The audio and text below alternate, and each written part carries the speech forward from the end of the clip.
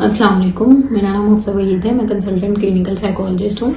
आज मैं जिस टॉपिक के बारे में बात करने जा रही हूँ वो है एक एडिक्शन का जो पेशेंट होता है वो कैसे नशे की तरफ जाता है और उसको क्या क्या नुकसान होते हैं नशे की वजह से, और एक रिहैब का क्या प्रोसेस होता है इलाज का।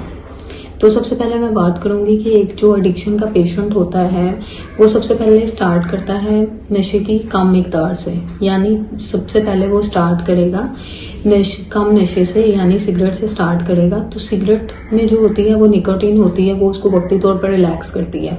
लेकिन जब वो सिगरेट का एडिक्ट हो जाता है तो वो उसको सिगरेट से मज़ा नहीं आता, तो वो अपनी उस एडिक्शन को पूरा करने के लिए यानी खुशी के लिए वो फिर हैश की तरफ जाता है, यानी सिगरेट से स्टार्ट करके वो फिर हैश की तरफ जाता है।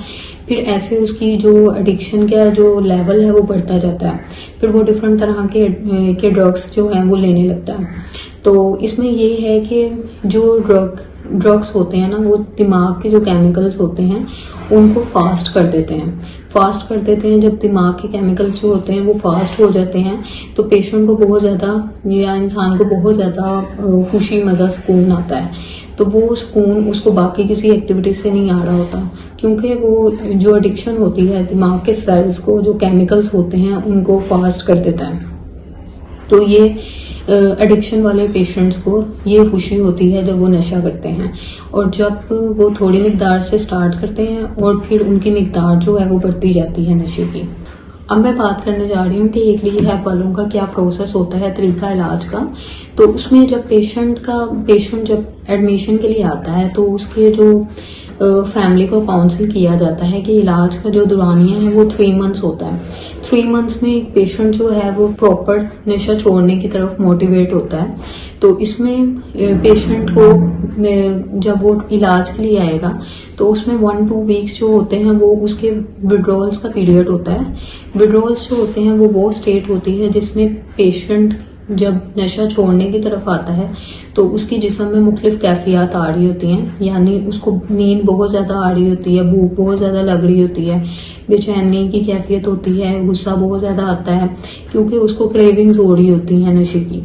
तो ये 1-2 वीक्स जो होते हैं वो उसके विड्रॉल्स में गुजर जाते हैं। और इसके अलावा फिर बाद में जो होता है वो डिटॉक्सिफिकेशन का प्रोसेस स्टार्ट होता है।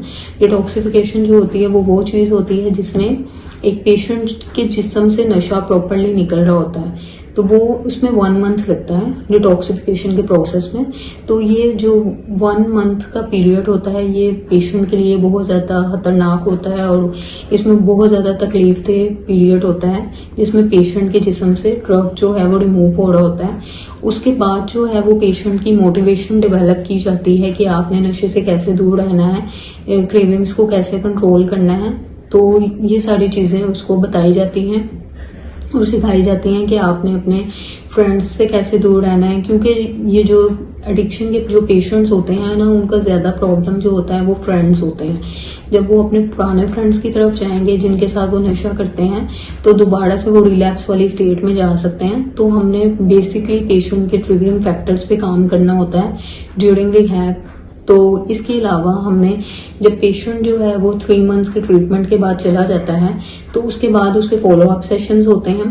फॉलो अप सेशंस लेना पेशेंट के लिए ज़रूरी होता है जो एडिक्शन के होते हैं या कोई भी साइकेट्री इश्यूज वाले पेशेंट होते हैं। उनका इसलिए ज़रूरी होता है क्योंकि वो ट्रीटमेंट के बाद अपने उसी माहौल में दोबारा से जा रहे हैं। जब वो अपने उसी माहौल में दोबारा से जाएंगे तो उनको दोबारा से क्रेविंग्स और फ्रेंड्स मिल सकते हैं। तो फॉलो अप्स करना इसलिए ज़रूरी होता है कि उनकी मेडिसिन वगैरह एडजस्ट हों और उनको बताया जाए कि आपने अब इस माहौल में रह के इस चीज़ों को कैसे कोप करना है। तो इसमें रिहैब में ये सारी चीज़ें सिखाई जाती हैं और बताई जाती हैं। तो नशे के मरीजों का बेसिक इलाज जो होता है वो 3 मंथ्स या 6 मंथ्स तक होता है। Thank you so much.